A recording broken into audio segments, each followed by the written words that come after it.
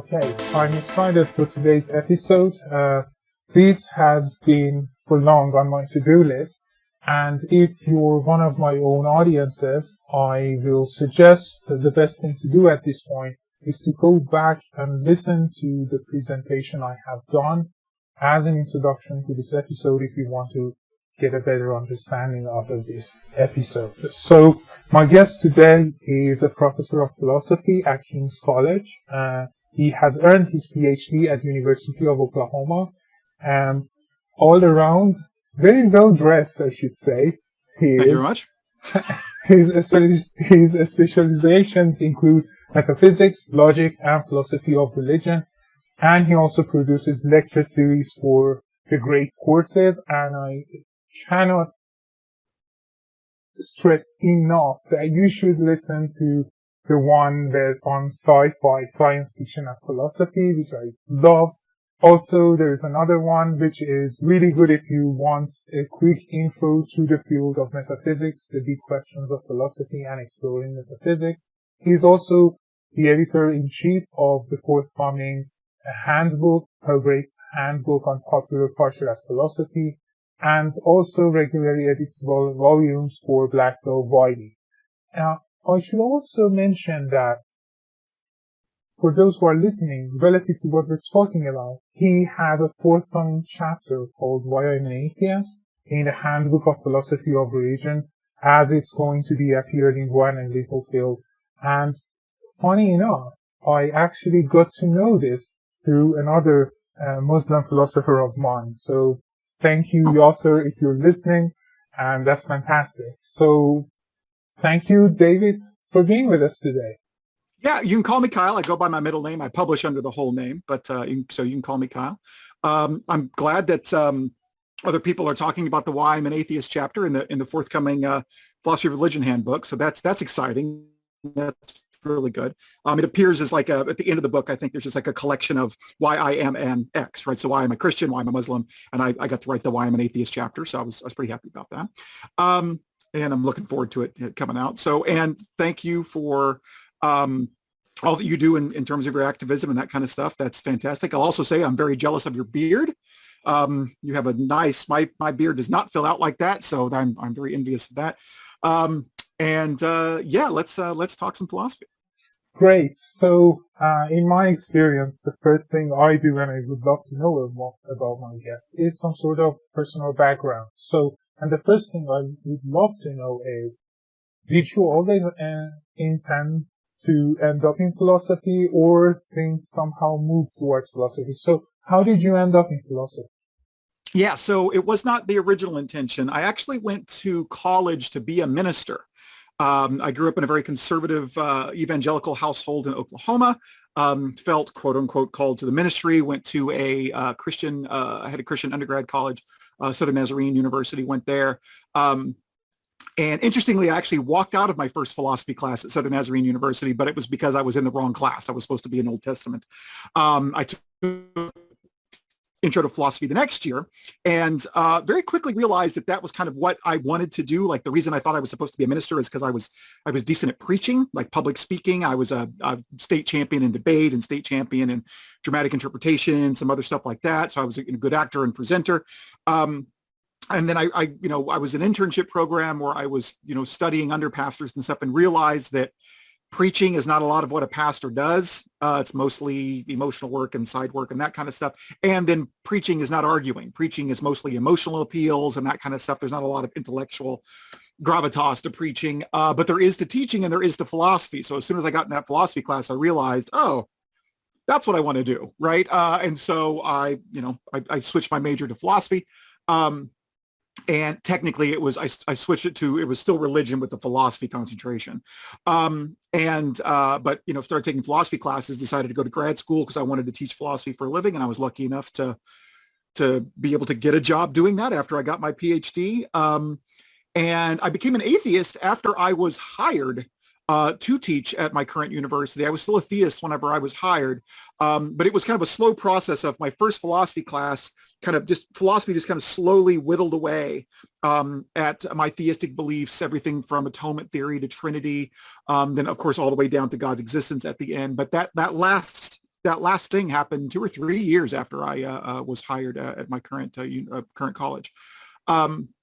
And so, but I'd always kind of like, without knowing what it was, I'd always kind of been a philosopher. I'd always been a critical thinker, fancied myself at least as being logical and rational and reasonable.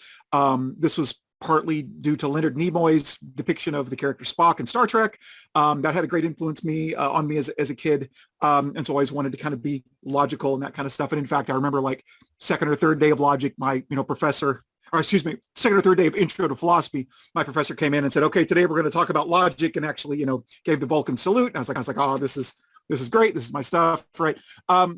So, I was, even before I went to college, I was the student in Sunday school class that was always asking the teacher questions they couldn't answer, about obviously really hard problems, right? About contradictions in scripture, or why the stories didn't make sense, or, evolution versus creationism, that kind of stuff. Right. So, so that's kind of my journey to it. If you're interested in this, if you look at my academia.edu page, I've actually written a 2 or 3 page kind of short biography of myself that went into a book about, converted non-believers, people who've been converted to non-belief. And I've got my chapter posted on my academia.edu page. I forget exactly what the title of it is, but if anybody's interested, they can look that up. What about the title of the book? Do you remember that? I'd have to look it up. If you want me to look it up real quick, I can. But I don't recall off the top of my head it is. That's fine. Okay. I will put it in the description of this episode for people to look it up. So the transition then from philosophy in a more general term to philosophy of religion was quite natural and expected at that stage. Yeah, because I was studying philosophy of religion, in Introduction to Philosophy, one of the first things we talked about was the freedom foreknowledge problem. And I had thought about that myself already, and it was really intriguing to me. And I actually came up with ideas on that ended up in my dissertation. Like in Intro to Philosophy, when I first heard about it, I kind of thought, I don't think people are understanding this problem right. I think the problem really is this. And I ended up developing that, and that ended up in being my dissertation and one of my first publications. So I was already interested in philosophy, in religion. And so, yeah, like philosophy of religion was just natural for me to go directly into. And that was one of my most formative semesters, actually, in undergrad, is when I took philosophy of religion and New Testament theology at the same time. And in the same semester kind of realized, from philosophy of religion, that the arguments for God's existence didn't work really well. So if I was going to believe in God, it would have to be a matter of faith, not something that you could reason to. And then at the same time, realizing in New Testament theology that the classic Christian atonement theory of, the reason Jesus died for your sins, all that kind of, just didn't make any sense at all. It just is completely incompatible with theism in general, whether biblical or philosophical. And I wrote a paper that semester that I got a perfect score on, actually, from a pretty hard professor, Dashtan, about why atonement theory was just nonsense. It needed to be rejected. So you also have another interest, as already mentioned. When it comes to the relation between philosophy and pop culture, you also have numerous publications on that front as well. So why that connection? Why philosophy and pop culture? Well, I've always used, so I'm a big pop culture nerd just in general, always have been. Star Trek, Star Wars, The Simpsons, back when they were, at like 12 seasons or whatever, I could quote to you almost every episode of The Simpsons. And what this ended up doing was, like, in philosophy class, whenever we would be talking about a particular issue, I would be able to explain it by using an example from The Simpsons, right? Like, and I would use that in class, and it was actually very helpful to not only to me but other students and that kind of stuff to illustrate ideas. And so, pop culture lends itself this way to philosophy because philosophers love to use thought experiments, and essentially what popular fiction is thought experiments in a certain kind of way, right? And so it's very useful for kind of explaining philosophical ideas, making philosophical arguments, and that kind of stuff. You can use it in that way. And then pop culture often raises philosophical issues that so this is what, when I published for Irwin's series, this is basically the approach that people who wouldn't otherwise be interested in philosophy are interested in Star Wars.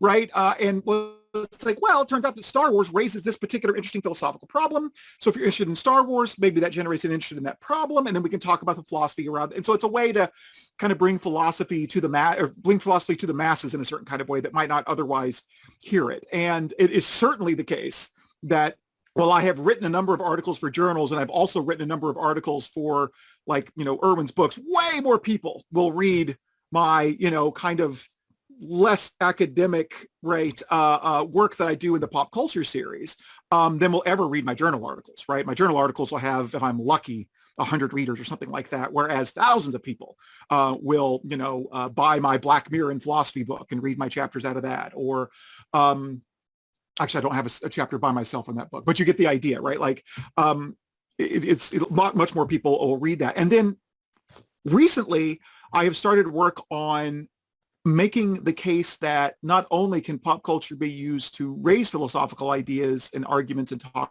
about, but often, not always, but often pop culture is making philosophical arguments. And so I have this handbook with Pelgrave that is, the intention is to essentially identify the arguments that are being made, the philosophical arguments being made in movies, television, by comedians, in graphic novels, and even in video games, and then to analyze them. Like, are the arguments any good? Are the points they're making, valid and sound?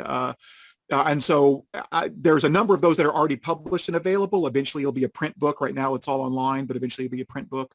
And yeah, we do everything from, Star Wars to a chapter on Larry David just came in. True Detective.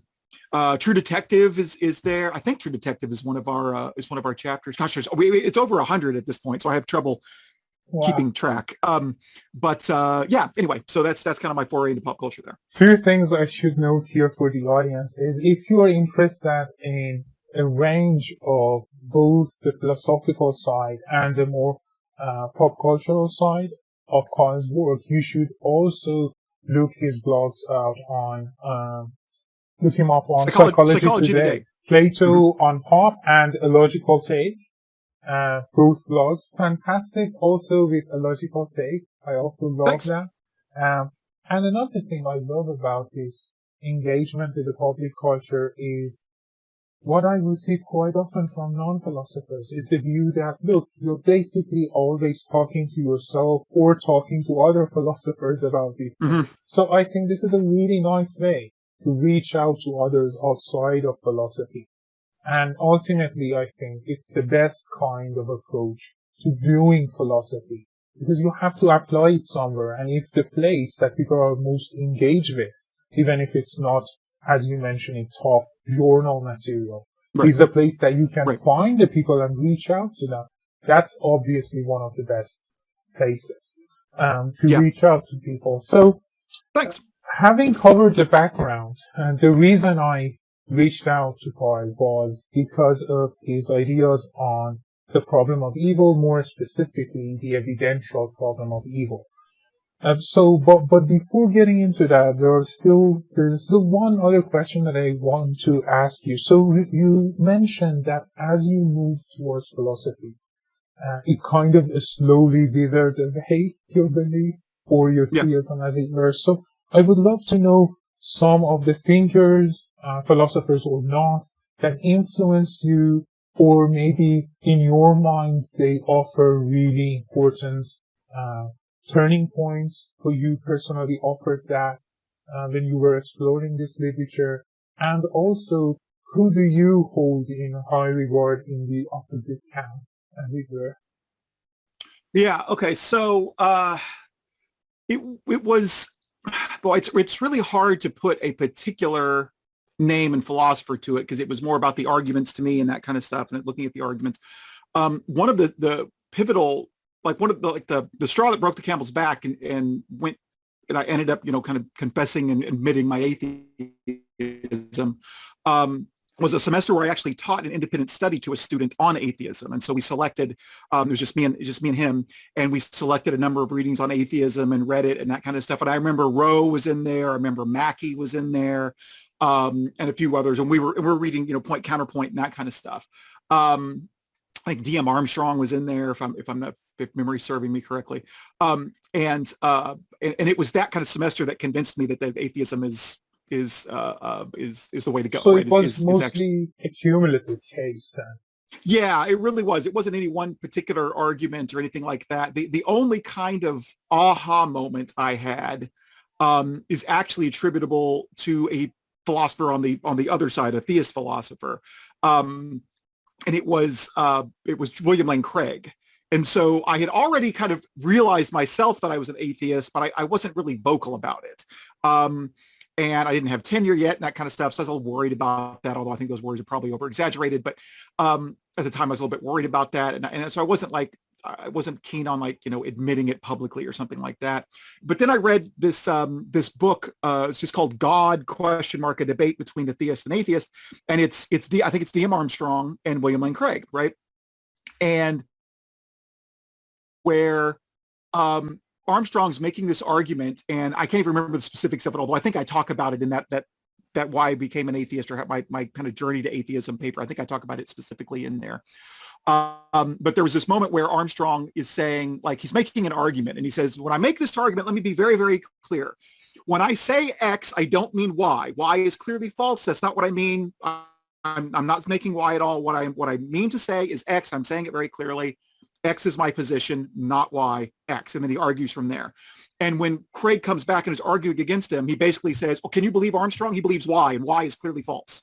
And it was like he didn't even read the chapter. Right? He didn't even read Armstrong's take on it. It was just the arguments were so bad. Craig's arguments were so bad. I literally said out loud to myself in my office, I cannot be on this team anymore. I cannot, in good conscience, as a good philosopher, be on William Lane Craig's side of anything anymore, because he's such a bad philosopher. In fact, he's really not a philosopher, he's just an apologist. And I think there's a big difference between the two. But that was kind of an aha moment for me, where I was like, yeah, I just got to come out and admit what's going on here, right? So that didn't convince me of anything philosophically, it just convinced me to kind of be more public about it, essentially. Yeah, and also let me point out that this same kind of move that you mentioned actually is the same that happens when Wes Morrison takes up a criticism of William Lane Craig on the cosmological argument, where the take initially is that, look, everything that begins to exist, you have this premise, and Wes Morrison goes to the whole idea of criticizing it. Craig has a rejoinder. Morrison responds to it, and then the rejoinder from Craig is just the repetition of the same thing. And at that point, Morrison is like, okay, I tried to lay out the case, I tried to say what's the difference, but then the answer was just, well, this is just absurd if you believe this. So what can we do at this point but to let go, as you did? Yeah. Okay. Yeah, so I've seen a similar problem with the Kalam cosmological argument in particular, because I argue that the argument is either equivocates, or if you correct the equivocation, it's circular. And the way it's circular, I've made a very particular kind of claim, and I've had Craig and others kind of dismiss it as, oh, it's just, this is material versus sufficient causation, or sufficient causation or whatever, and it's just like, and this is old hat. They're not even understanding the criticism at all. They're not even reading it carefully at all. That's not the claim I'm making. So anyway, go ahead. That was kind of neither here nor there.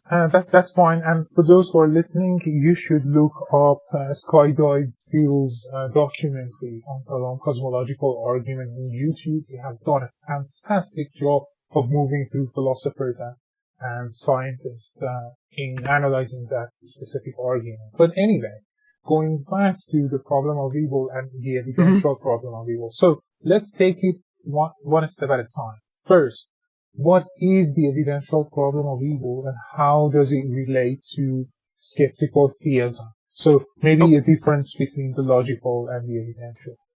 Right. Okay. So the logical problem of evil is the supposition that God's existence and the existence of evil are logically incompatible, that one is a logical contradiction to the other, right? And so God exists and evil exists just can't be true in the same possible world, essentially, right? Some people have thought that planning has solved this problem. I'm a little dubious of that. If he does solve it, it's only at the cost of, like, what usually is the solution, essentially, roughly speaking, is the free will solution, right? That God can allow evil if it is for the sake of allowing us to have free will. And so the evil in the world is kind of worth the cost of allowing there to be free will, because free will is necessary for moral good.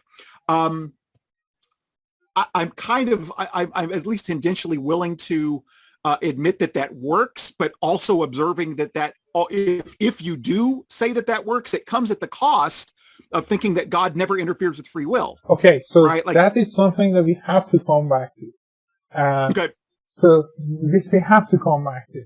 Okay, but then we have the logical problem of evil. That is trying to establish a contradiction being that it denotes really a formal logical contradiction between premises and belief in God. And we have the evidential one. Right, and so the evidential one claims that the existence of evil is not logical proof, deductive proof that God doesn't exist, but that evil provides evidence against God's existence. And that, you could go further. You could make it simple and just say that evil is some evidence against God's existence. You could claim that the amount of evil in the world is evidence against God's existence. Usually, when you talk about the evidential problem, you're talking about William Rowe, and Rowe talks about seemingly unjustified evils, right?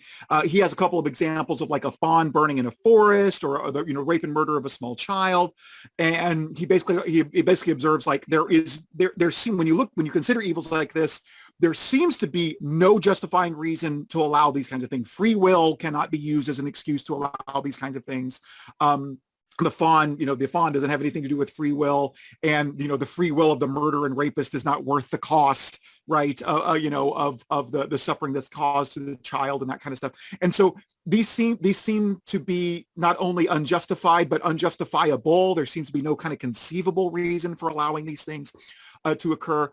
And since God would not allow evil without a justifying reason, Rowe argues that these seemingly unjustified evils provide reason to think that God doesn't exist, right? And so again, not deductive proof, but it is evidence. And as I would argue, right, each seemingly unjustified evil provides more and more and more and more evidence that God doesn't exist. So when taken cumulative, you have a pretty good argument for atheism, right? So that's the evidential problem, all right? Skeptical theism is this argument that came around a few decades ago that essentially argued that because it's possible that God has reasons for allowing evils like E1 and E2, right? The burning fawn and the rape child. Because it's possible that God has reasons to allow these things that would justify them, that we just can't comprehend, then because, well, this is part of the issue, but because that we can't comprehend, then they can't count as evidence against God's existence at all, right? Because God could have reasons that we can't comprehend that are beyond our ken, then these evils can't count as evidence against God's existence at all. That's skeptical theism, right? As it was originally conceived by Dijkstra. And so that's the argument, right? And so seemingly unjustified evils don't move the needle towards atheism at all. So that's the argument. If you put aside your other reasons for belief or unbelief about God aside, and you're faced with seemingly unjustified evils, the skeptical theist says, so what?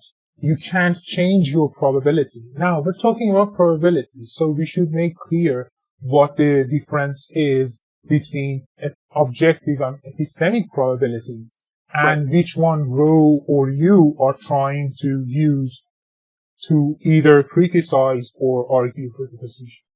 Yeah, so it's all subjective probability, right? So the difference between subjective and objective probability is objective probability is what is the likelihood of something given what actually is the case, right? Like the state of the world, right?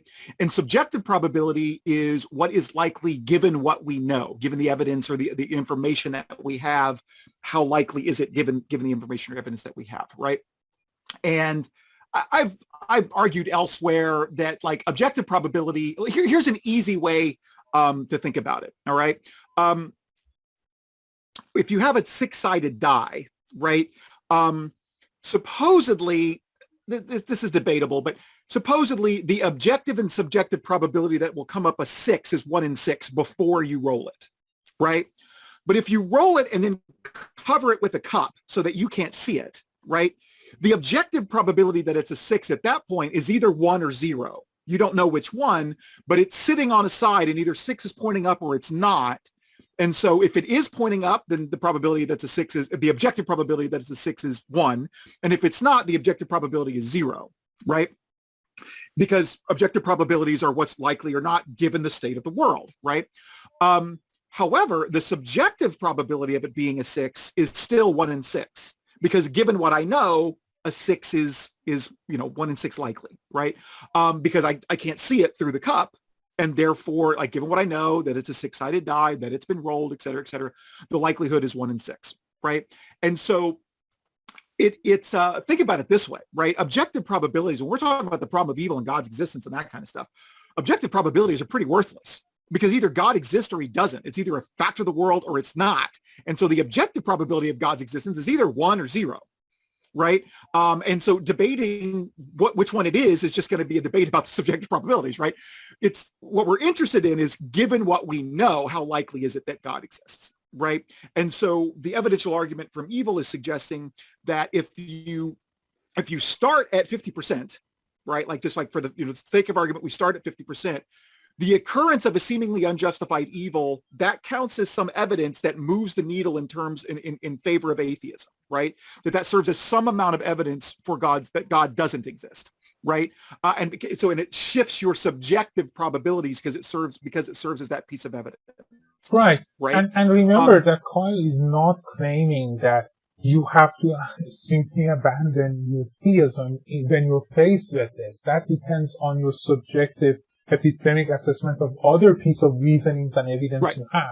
His main point is that considerations of evil alone, at least with regard to the skeptical theism as it is being discussed right now between us, should reduce your confidence when it comes to the existence of God. We will get to how of it later. But one other thing that I wanted to mention was it seems like a double-edged sword almost to me, the skeptical theism, in that it's a nice and really popular strategy to kind of safeguard the belief in existence of God in the face of evil.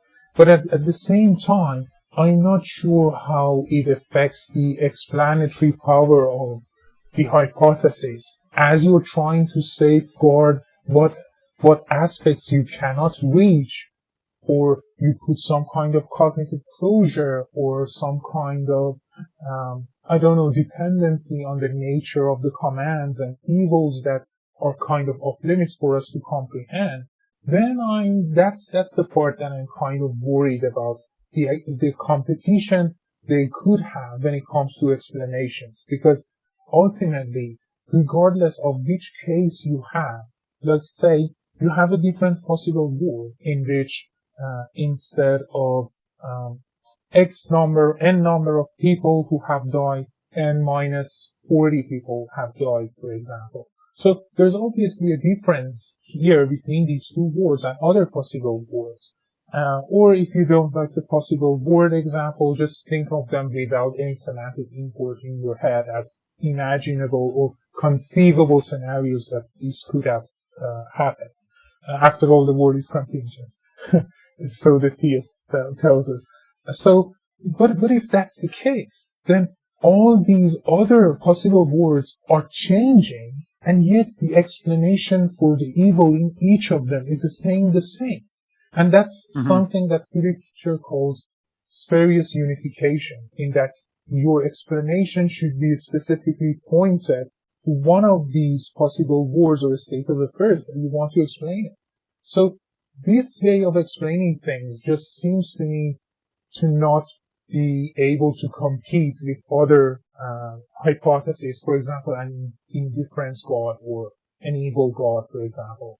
Right. Or even naturalism, which I prefer. So, but anyway, Yeah. So in other words, like, there is, if you embrace skeptical theism, then the world is basically no different, whether if God's indifferent, if God's evil, or if God just got reasons we can't comprehend, or if he doesn't exist at all, the world looks exactly the same. Exactly. And you can state all of the same things you think, okay, so I will come back to this later on because this actually relates to a kind of ambiguity that Kyle recognizes with skeptical theism. I will come back to this point. But one thing you mentioned that we should go back to is the logical problem of evil and finding a solution to it. Now, I have reached out to different philosophers on theistic camps, atheistic camps, agnostics, and asked them over and over again if the free will defense does solve the logical problem of evil. The answers that I'm being given right now is that maybe, but it's not as easy as it has been initially thought of. And the value of free will is really, and also the problem of heaven, as you mentioned, are really the two big problems right now that the theist has to somehow account for. So, do you think that the logical problem of evil has been solved, you personally? And what are your thoughts on finding the solution to the logical problem of evil?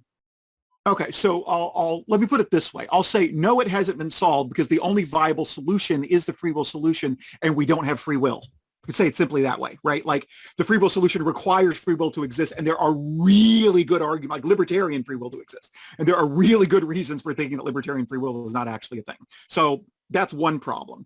The other problem is even if you ignore that and you embrace the free will solution, it sort of can work, but only at this cost that theists usually aren't willing to pay. It basically turns theism into deism, because if free will is actually that important, right? Here's the way I've explained it a couple of times, right?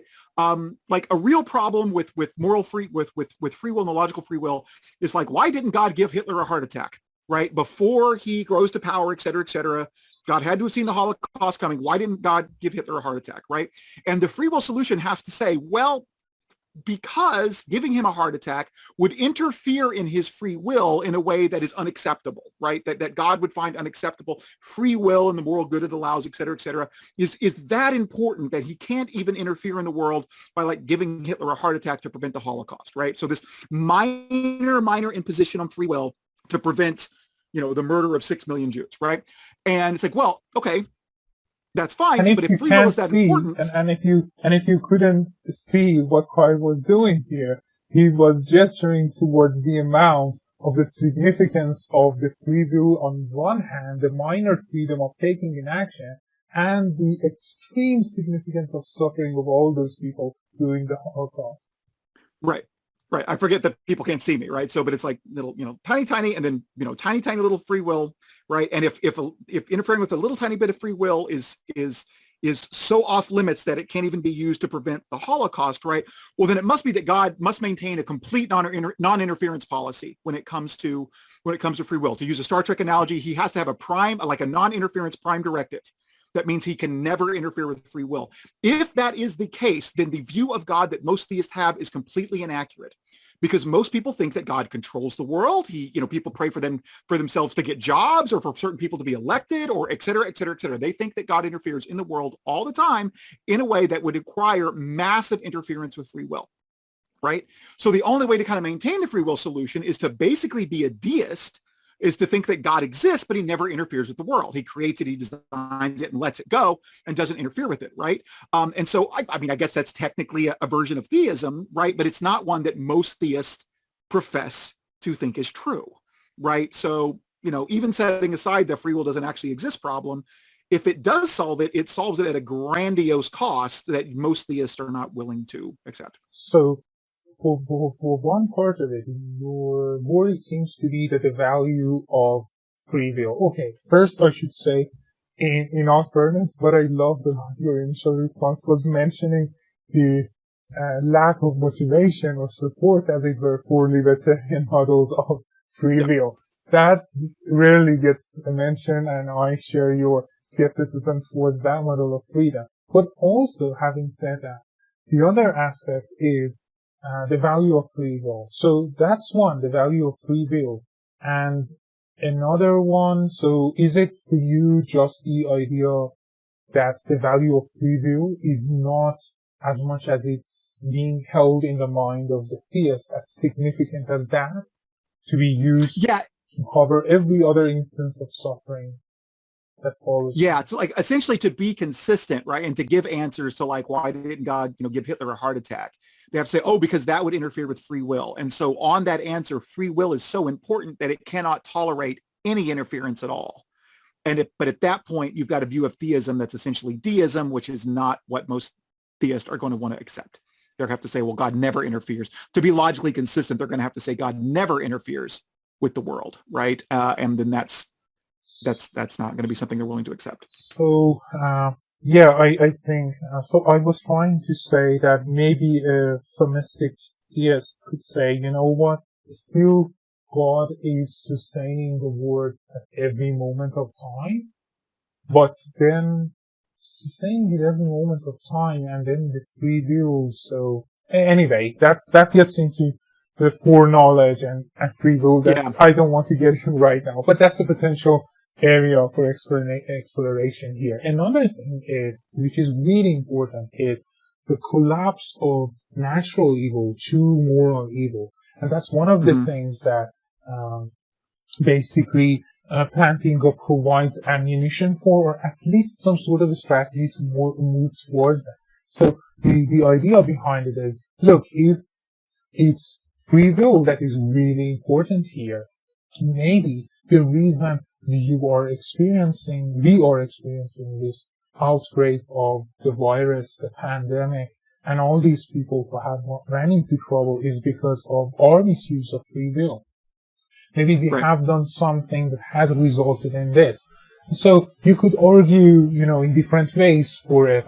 This isn't my view, but you could argue for some kind of backward causation from the fall, for example, saying that decision was wrong, so it's affecting others. Or you could basically situate it more in our own times, not backward causation, saying, for example, that maybe the climate change and what is happening is the result of what people are doing. So, and in that sense, there seems to be a collapse between the natural evil and the moral evil. All of them are just moral evil. So, what do you think of the fact that, in your paper, when you're considering, the natural problem of evil, you basically say that planting the solution to the logical problem of natural evil doesn't work.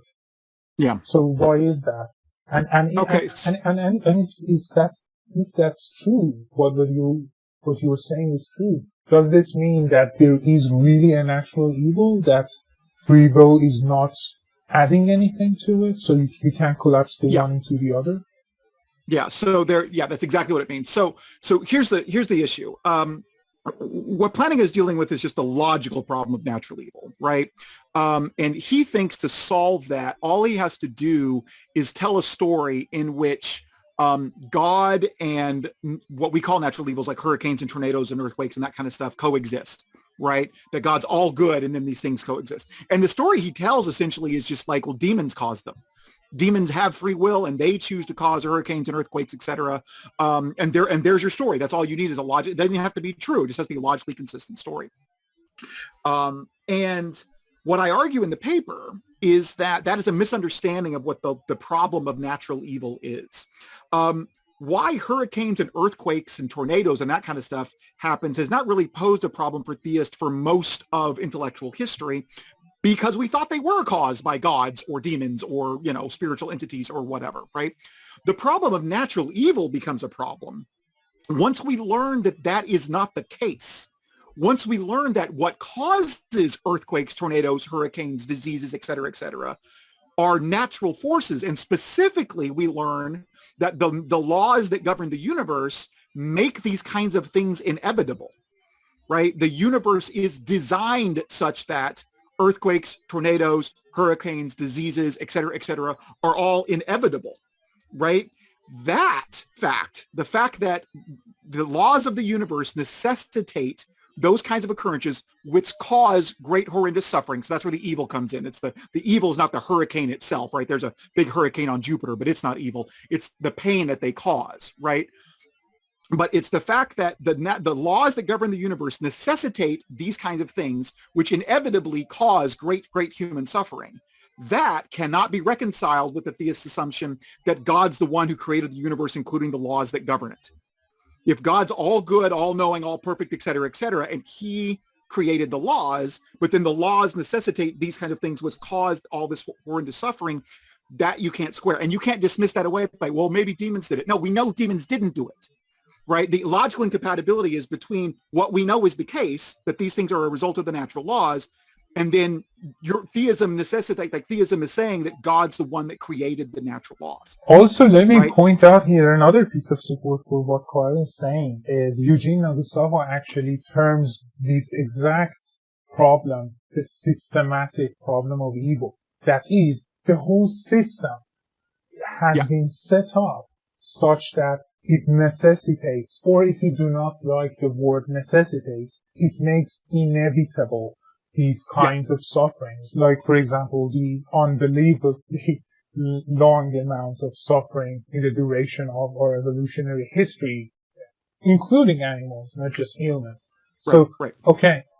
That's exactly right. And think of it this way, right? Like the fine-tuning argument, right, relies on the assumption that God's the one that's responsible for the laws, right? And I could talk all day about what's wrong with the fine-tuning argument, right?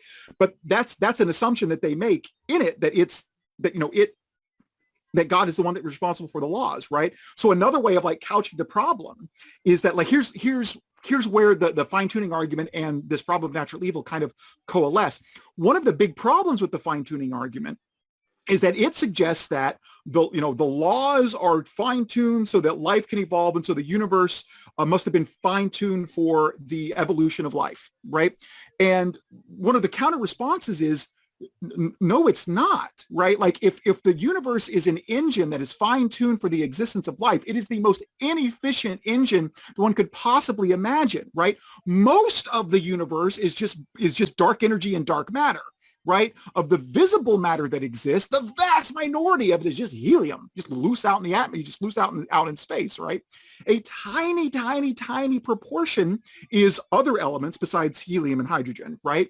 And an even tinier proportion of that is like, the metals and minerals and that kind of stuff out of which rocky planets are made. And a vast minority of those even possibly have life on it. And then the ones that do, a vast minority of that is actual, intelligent life, and it only exists for a very brief amount of time. Right, like 0.000000001% of the universe is habitable to intelligent life, right? And so that in of itself is its own kind of problem of natural evil, right? It's like most of the universe is completely hostile to human life. A God that loves human life and its highest priority would design a completely different universe, right? Let me also that's essentially the. Let me also point out the fact that one reason that I was a bit hesitant when I was talking to Gene Sturbo on logical problem of evil. What he wants to do is he wants to limit the case here to what he says is evil after creation, not evil before creation. And evil before creation is the point that Kyle is just putting forward. Yeah, is that that's a good way to put it. And Michael Tooley in his consideration of Jim Sturbo's argument says, I'm not ready to give up on evil before creation. And I want to say the same thing, specifically when it comes to the problem of no best word, for example, or William Rowe's 2001 book, Can God Be Free? So I think, yes, it also reminds me, this is relevant what you say here, and it's also relevant to the observation by Paul Draper. He terms it the fallacy of understated evidence. Is that sure? Yes, maybe fine-tuning is some sort of evidence, which I'm not convinced it is, by the way, but maybe it is some sort of evidence. But when you take in all the relevant amount of evidence, like the fact that, most parts of the universe are indifferent or actively even hostile to our situation as living beings, or even, the fact that life is basically struggling to keep on going. It doesn't seem like this is being designed. These will in turn reduce the probability again. But another thing I want to mention to situate ourselves back into the problem of natural evil. So, is your paper on which you say you move towards natural evil and simulation hypothesis. So could you walk us maybe towards an understanding of what the main point of that argument is? Because that to me is one of the aspects that I mentioned. I said, when it comes to explanation, so theism gives that. It's the, Right. Okay. You glitched out there for a second, but I think I understood your question. So it's kind of like with free will, right? Like you can accept free will as a solution, but it comes with this great cost. You have to think God doesn't interfere with the universe at all, right? So once we understand what the problem of natural evil actually is, right? It's this problem of before creation, the laws are guaranteeing that these horrible things occur, and yet God's supposed to be the one that, designed the laws. The only way out of it is to say, well, God didn't design the laws. Right? You have to think that either, some other interdimensional being did it, or the more plausible explanation would be that we live in a computer simulation. So that God designed a physical universe, and then in that physical universe, a free being designed, right, our universe, and he or she is responsible for the physical laws that govern our universe. Okay, now you can get out of the problem. But again, that's going to be, just like with the free will, that's going to be a consequence the theist is not willing to accept, right? So there's a solution, but the solution comes at the consequence of thinking that God didn't design our universe and said we live in a computer simulation, and that's not going to be one that they're going to be keen on embracing, right? And so, yeah, that's essentially what's going on. I think that's the most likely version of our universe. If theism is true, the most likely way that our universe was not designed by God is if we live in a computer simulation. So here are some possible responses that I have in mind. So we've moved, I understand rather briefly because given the constraints of time, to other candidates, but let me maybe one or two others by you. And these will come up later on as we talk about the main problem, which is skeptical theism and your refutation of it. So here's what I want to suggest. So the only thing that could be perfect and guarantee perfection is God himself. And everything he creates will inevitably be less perfect than he is. And so evil will be inevitable, but that doesn't mean they cannot coexist. And so maybe that's the reason for the existence of evil. So what are your thoughts on this strategy to account for evil? Yeah, so I mean, on that argument, we could live in hell, right? And like he could have created his hell, made everybody live in hell, and you say, well, you can't God about it because anything's less perfect than God is, anything that's not God's going to be less than perfect, right? It's not, the argument is not our universe isn't perfect, and therefore, God must not exist, right? It's that the universe contains way more evil than is necessary, way more evil than a triomni being would want to allow or would allow. It's that there's too much, right? I think this is it's kind of a cop-out argument, right? It's like heaven, right, is a world in which heaven's not as perfect as God. Right? It's a perfect world, but it's not as perfect as God because nothing can be perfect as God. Right. And so it's just the argument why things could have been better. Right. And things should have been better if they were designed by an omniscient God. I mean, things are not only are they not like the best they possibly could, they're pretty bad, especially when you think about how hostile the whole universe is to life and that kind of stuff. It just doesn't make any sense. Right. Let me also point out to two different things. First is that it seems to me that if you accept this response, it's basically, it could provide an undercutting worthy for your view of worship. Why should you worship God in that case if he has no choice but to create something that is what we're seeing here right now? So he can't either create or create something like this. That seems to, again, run towards the problems of the noblest word and can God be free or not, and the reason why I want to preserve evil before creation. Because why create something if it's like that? What's the motivation then that could outweigh the suffering? Or there is no free will at that time. So is free will really that important to even carry out the motivation or give enough support? Because animals lack free will. So Yeah, anyway, so that seems to be one problem. And to bring it back kind of around to skeptical theism, there's something similar about that kind of reasoning in skeptical theism, right? So to think that, well, anything that's not God's not going to be perfect, so you can't gripe about any kind of imperfection in it, right? This essentially makes theism a non-falsifiable, right? As I tried to allude to a while ago, right? The world could be as evil as you want. We could all suffer horrendously for 80 years and then die a horrible death. And you just be able to say, well, anything that's not God isn't perfect. And so this doesn't serve as evidence against God at all. It's like, well, then what could? Nothing could serve as evidence against God's existence, because the way that you kind of defined it, it's made itself immune to any kind of counter evidence, right? It's the same thing with skeptical theism, no matter how bad the evil is, right? I think I've said this in print before, right? Like you could, all of human life could be eradicated by an asteroid, and the last person standing could say, well, this doesn't mean that God doesn't exist. For all I know, he's got a reason. And then, he gets hit in the head and he dies, right? Like no amount of evidence could ever count. And that makes it completely unfalsifiable. And that makes it irrational. It basically makes it a conspiracy theory. This is something I teach in my critical thinking classes all the time, right? Conspiracy theories are irrational by their own kind of design because they have their ad hoc explanations built right into them, right? So that if I think it's, the Illuminati is responsible for X, Y, Z, whatever it is, right?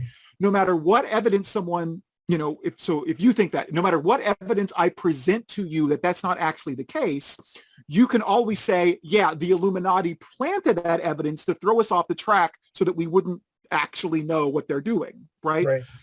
It has its unfalsifiable excuses built right in it so that it is completely immune to any kind of counter evidence. That does not make it true. That makes it fundamentally irrational. And that is essentially what this response to the problem of natural evil is doing, right? Oh, if anything is, it's not perfect, or anything that's God is not perfect, therefore we can't complain about it. And it's also what skeptical theism does. No matter how evil anything is, we can just say, God could have reasons we can't understand, so it cannot count as evidence, and that makes it fundamentally irrational. Another point that I want to bring up, and this is the final thing I will bring up before moving to skeptical theism, is that this seems to undercut a whole lot of things when it comes to the same hypothesis. So if you cannot do that when it comes to evil, you're basically left in the dark when it comes to the divine intentions of what you should expect to do, given the divine intentions that could be behind these natural disasters. Maybe you want to go and rescue someone who has been the victim of earthquake. Should you do that or not? How can you even entertain or acquire some kind of epistemic confidence that you're doing the right thing and you're not going against the intention that has been? Maybe there's a greater good that if you do not help these people, they will receive it, and then you help them. So what happens? So anyway, the point I'm trying to make here is that most bases for moral realism are rooted in some sense of epistemic seemings or epistemic justifications. And you can even go towards the more conservative, like phenomenal conservatism even. And if you are not willing to ground or find a basis, even if you're not open to grounding, to kind of situate your seemings, if you can't credit your seemings with any kind of cognitive or epistemic force, how can you ground your moral judgments in the seemings that you have? That seems to me to offer lots of ammunition to the skeptical situation. That's something that was, this is a problem I don't talk about in my 2013 paper, but I do talk about in my chapter in John Loftus's most recent book on gratuitous suffering, that skeptical theism seems to lead to a kind of moral agnosticism. We lose our ability to know whether anything is ultimately right or wrong, or good or bad, or evil or good, right? Because for anything, regardless of whether God exists, we could always say, well, for all I know, there's a reason that justifies it. For all I know, it actually accomplishes a good, right? And so you lose your ability to make any kind of like absolute real moral judgment. You could always say, well, given what I know, it seems evil, right? You could still do that, right? But if you can do that, then you can use it as evidence against God's existence, right? Like it reduces your epistemic probabilities at that point, right? And so, yeah, I think I've seen people just kind of dismiss this. Oh, it doesn't lead to moral agnosticism. I've never seen a good argument for why it doesn't. It's like, that's exactly what it leads to. Also, I should point out that Dr. Nevin Klein in Hegel has a forthcoming paper on this, which is fantastic. He's a theist himself, I think. I'm almost certain he's a theist. And he argues for the view that if you want to go with a skeptical theism, and if your view really is that that's just instructable, we can't come up with anything when it comes to understanding God's will and assigning any probability to it whatsoever, you have to end up with agnosticism with regard to the existence of God. And so not only moral agnosticism, but just agnosticism regarding God's existence. Exactly. So it's just much more expansive than that. Now, let's just move to your specific views when it comes to refutation of the skeptical theism, which is something that I found to be really interesting, and reading it was an absolute pleasure, because in my mind, as I was reading, I was like, oh, his first option is the view of so and so. The last option is the view of so and so. Oh, the mystic traditions, for example, within the Islamic philosophy that are situated. Oh, they choose this option. And so it was really fun to read the paper and just compare these cases to the... I wish I would have had your insight. I could have mentioned the people who accept this view. I was just going through the logical possibilities. Yeah, right? it was so fantastic. So,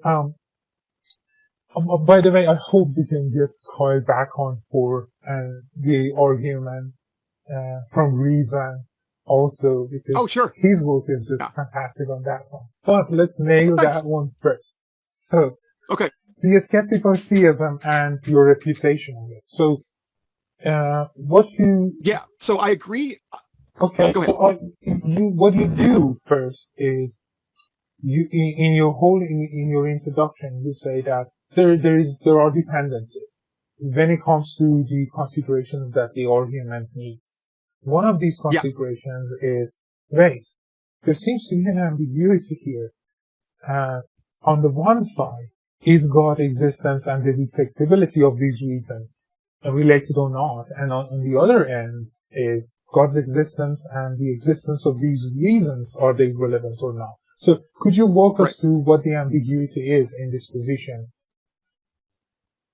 Good. Yeah. So let me add that I just backing up a second, I totally agree that that skeptical theism leads to moral agnosticism and just agnosticism in general, because it's too convenient. Like, theists have all this grandiose knowledge about what God wants and what he's like and what he desires and what he commands and da-da-da-da-da. And then when it comes to evil, all of a sudden he's too big to understand. It's like, if he's too big to understand here, he's too big to understand there. You should just say you don't know anything about it, right?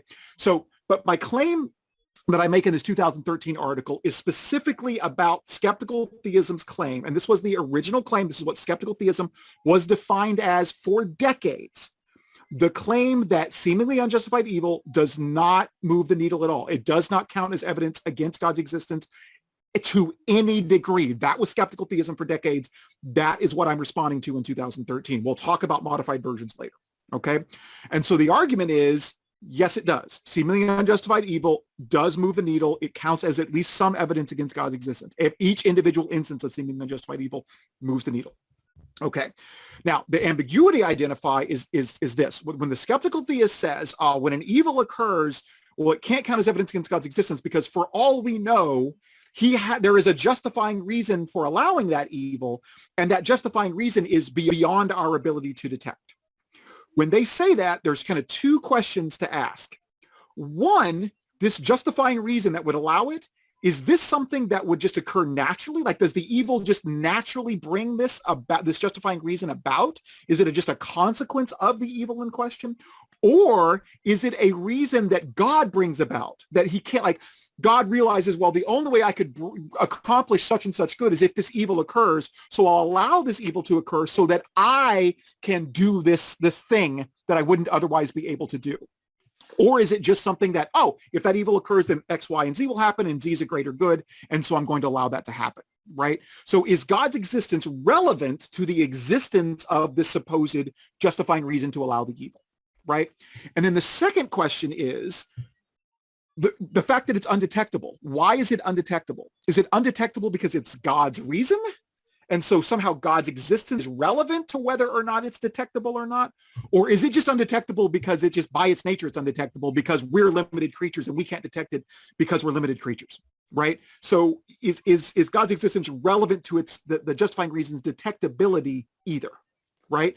And in the paper, I do not try to answer these questions. I don't say, oh, God's existence is or is not relevant. I just say, because of this ambiguity and these two possibilities with each, there's basically 4 different versions of skeptical theism, right? You could say that God's existence is relevant to both the existence of the justified reason and its detectability. You could say it's irrelevant to both, or you could say it's irrelevant to the first one, but not the second, or irrelevant to the first one, but is relevant to the second, right?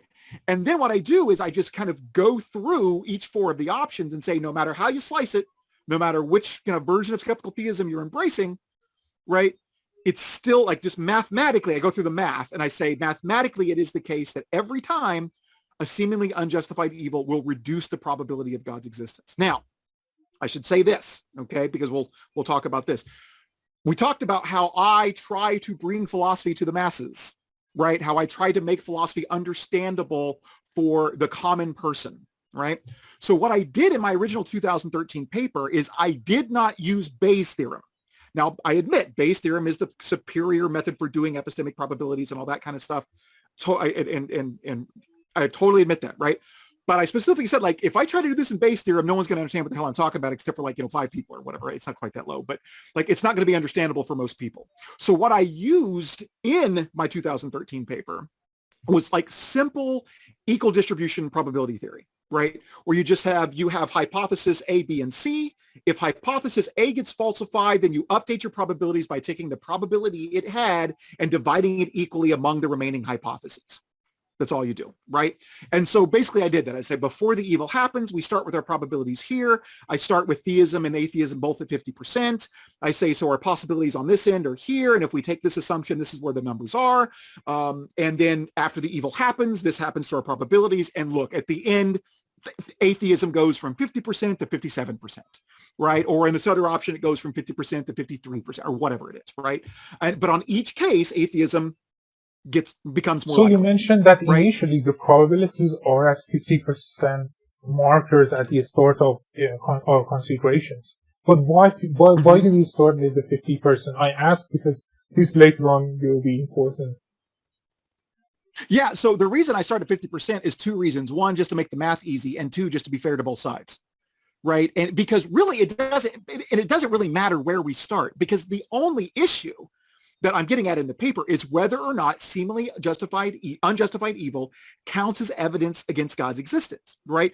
Even if we started with theism at 99% and atheism at 1%, if a seemingly unjustified evil moves the needle to 98 and 2, skeptical theism is false, right? It says that it can't count as evidence against it at all. Yes, it does, right? So it really doesn't even matter where we start. I start at 50 because the math is easy and it's just kind of fair to both sides.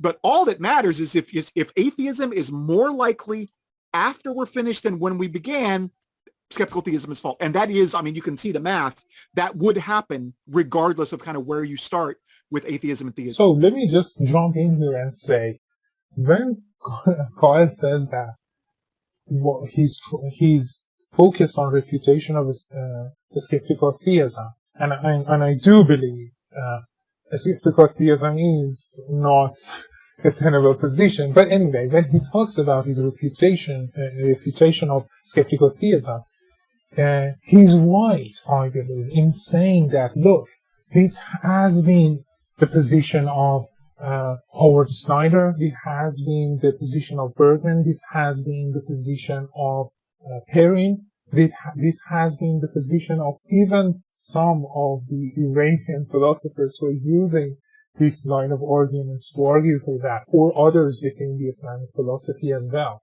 So, or at least it has been the dominant, as far as I can know. The idea is, look, this isn't even evidence that can change our epistemic standards. So we shouldn't touch anything when we are doing our calculations and we're considering it. So in that sense, I think Kyle is right in his point and with his paper. If you want to somehow right now change your skeptical theism, or if you've had a version of a skeptical theism that has been widely different, really different, then right. fair enough. But as long as we're talking about this kind of skeptical theism, I think the points stand. Yeah, and I kind of emphatically made that point, and I'm glad that you reinforced it, because I've been accused of attacking a straw man, right? That, this version of skeptical theism that says it doesn't, well, that's absurd. That everybody knows that that's absurd and that's obviously false or whatever. And it's like, well, A, thanks for granting me my thesis, right? But B, I'm not attacking a straw man. This is the position that people held, and a lot of people still hold to this day, right? Like, I can't be attacking a straw man if major philosophers argued for it for decades, right? So, right, if you want to change it to, evil, seemingly unjustified evil, doesn't affect our probabilities enough to convince us of atheism, okay, well, that's a different claim, and we can argue about that. But that's beside the point that I'm making. That's a conjunctive claim. Yeah. I mean, sure, even after listening to this, you could say, I'm not convinced of atheism. Then sure, of course. Okay. Of course, because that's a conjunctive claim. The probability of P and Q and maybe R, S, and T and other pieces of evidence that you have, all of them together result in something different. But we're talking specifically about this data point here. So, having said that, is there anything else you want to mention before we move to the explanation for option 1? I don't think so. So let's take option 1, which is God existence is relevant to both the existence and the undetectability of the justifying reasons for preceding the unjustified evils.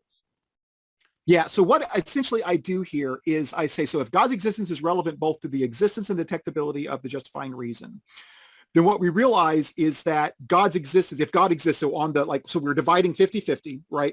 On the theism side of the scale, that would mean that the justifying reason and its undetectability would be more likely than its non-detectability, right? Now, it can't be unjustified, right? Because if God exists, it wouldn't be, God wouldn't allow it, right? And so what we end up with is realizing that, what I do is I assume let's assume for the sake of argument that if God's existence is relevant to both, then, the fact that it has a justifying reason that is undetectable is 3 times more likely than otherwise. Which is generous, I think, right? And then on the flip side, on the atheism side, since if God's existence is relevant to it, if God doesn't exist, well, then the justifying reason doesn't exist at all, and it certainly is not detectable, right? Or it certainly would be detectable, right? And so we just end up with, let me read off the my notes here to get the numbers exactly right. But where we start with is, pull it down here. So, yep, there we go. So if we say that God exists and the relevant Jeffrey also exists, but it is detectable, that would be at 12.5%, and then God existing, the relevant Jeffrey existing, but it not being detectable would be at 37.5%. That makes its non-detectability 3 times more. By the way, Kyle here with Jeffrey means justifying reasons for those same reasons. Oh yeah, I'm sorry, I didn't mean to use the shorthand. That's just habit. So Jeffrey is justifying reason for allowing the evil. And so, it's important to note that the idea that God exists and so does the Jeffrey, but it is detectable, will never be 0%, because skeptical theists themselves had admitted that, God's reasons for allowing evil are at least potentially detectable. Right? Because, obviously theodicies have been proposed. We claim to understand why some evils have been allowed by God, et cetera, et cetera. And so it'll never be at 0%. It'll always have some modicum of probability, right? And so here I'm generously just giving it 12.5% and letting the other one have 37.5%. But on the flip side, the idea that God doesn't exist and neither does the relevant Jeffrey, and so it's obviously not detectable if it doesn't exist, would just be at 50%, right? So we basically, to simplify, we have 12, 38, and 50 is what we have, right? It exists and it's God exists and the reason's detectable, 12. God exists and the reason's not detectable, 38. And then God doesn't exist and the reason doesn't exist either, 50. When the evil in question happens, like the burn fawn or the rape child or whatever, and it's what I call a seemingly unjustified evil, right? The probability of that first one at 12 goes to 0. right? Because we're not able to detect the reason that this evil was allowed. And so that hypothesis gets falsified, that God exists, so to the relevant reason, and it's detectable. That goes to zero. That means that we have to take that 12% it had and divide it equally among the remaining hypotheses. And basically what you end up with at the end is God exists, and so does the relevant reason, and it's not detectable, goes from 37 to 43, but then atheism goes from 50 to 56. And so overall, atheism, there's like a 12-point shift in favor of atheism. So let me just give a really quick explanation here for the audience that are listening and go through the hypothesis. The first hypothesis is God exists, so does the relevant reasons, and those reasons are detectable. And 12.5% is the probability of this hypothesis. Hypothesis B, God exists, so does the relevant reasons, but those reasons are not detectable, and the probability is 37.5%. And the next one, God doesn't exist, and neither the relevant justifying reasons exist, and the probability of this one is 50%. Now, you're faced with an example or a data point of seemingly unjustified evil. What you should do, well, you should update what you have. What will you update? Well, in light of what you're faced with, you have to falsify one of your hypotheses. Which hypothesis is falsified? A, God exists, so does the relevant and justifiable reasons, and they are detectable. So when you falsify these 12.5%, what you do is you have the percentage, the remaining percentage, and you will distribute that to the remaining hypothesis, which is God exists, so does the relevant reasons, but they are not detectable, and God does not exist, and neither those reasons for justifying that. What ends up happening is that after you update your probabilities, God exists, so does the relevant reasons, but they are not detectable. They change to 43.75%, but God does not exist, and neither does the relevant reason, goes up to 56.25%. So the probability of God non-existence has been raised. Right. Right. The probability of God, God's reasons being, existing and the jeopardy existing and the detectability also raises, but like overall God's existence goes down. Yeah. Right. So the numbers, I know on a podcast, it's going to be hard for everybody to follow the numbers and that kind of stuff. So let me give an example that explains the kind of logic that's going on here. And I'm borrowing this, like I'm modifying an example given by Rowe. In one of his, I forget which exactly paper this comes from. But think of it this way. Think about it. You're throwing a costume party and you've got a friend, Johnny, that's going to show up at the party, right? And you know that Johnny has a propensity to wear really good costumes. And they're so good that you can't even tell it's him. If he's wearing this costume, right, you can't even tell that it's him, right? And so you're throwing this party and you ask Johnny, like it's tomorrow, right? And you ask you, are you coming? He's like, I don't know. I might or I might not. The chances of me coming are 50%, right? So I may or may not come to the party, right? And it's like, okay, well, if you do come to the party, you're going to wear one of your, awesome, perfect costumes, or I can't even tell it's you. And he said, maybe, more likely than not, but, maybe I won't have the time. I don't know, right? And so let's just, for the sake of argument, say it's 3 times more likely that I'll wear the perfect costume, but it's still possible I won't have the time. And I'll wear a costume, but it won't be that great, right? And you'll be able to tell it's me. Okay, fair enough. All right. So day passes, you throw the party, and you're wondering if Johnny came to the party. And so you look around and you look at every individual person there and you look at their costume, and none of them look like Johnny, right? You can't detect Johnny in the crowd, right? So that means that your hypothesis that Johnny came to the party but not wearing the perfect costume, that gets falsified, right? And so that goes to zero. So, but what do we have to update our probabilities now, right? So how likely is it now that he came to the party at all, right? Well, you haven't 100% proved that he's not at the party because he could be wearing the perfect costume, right? But when that 12% that original hypothesis had, that he's at the party but not wearing the perfect costume, that went to zero. Then you have to take that 12 and you divide it among the remaining ones. And what happens is it was 50% likely that he just wasn't going to come at all. Well, half of that 12, 6, adds on to that 50% that he wouldn't show up at all. And so that goes up to 56%, right? the hypothesis that he'd be there with a perfect costume goes from 37 to 40, whatever it was, 37 to 45, whatever it was, I forget, 43, right? Yeah, it goes to 43, right? And so that raises as well, but overall, the likelihood that he's there drops a little bit, right? It doesn't disprove it, doesn't just deductively disprove that he's at the party, right? And so what we realize here is even when Johnny could be wearing the perfect costume, right? As long as there's a modicum of possibility that he might not, if you look around and don't see him at the party, that is at least some evidence that he didn't come to the party. It's not deductive proof, but it raises the probability that he's not at the party, right? And that's all that's going on here, is that, yeah, God could have reasons for that we don't understand, that we can't detect, right? But it's as long as it's at least possible that he would have reasons that we could detect, not being able to detect reasons for allowing that evil raises the probability that God doesn't exist, even if it's just a little bit. That's all that's going on here. And I will add in, and so just kind of to save time, right? All I do in the rest of the paper is just go through option 2, option 3, option 4, the different ways that you could conceptualize skeptical theism. And I just run the numbers. The numbers start out a little bit different based on different assumptions, but the same thing happens every time. And it's because as long as you don't start with a guarantee that you know for beforehand that his reasons would be undetectable, that's always going to happen, right?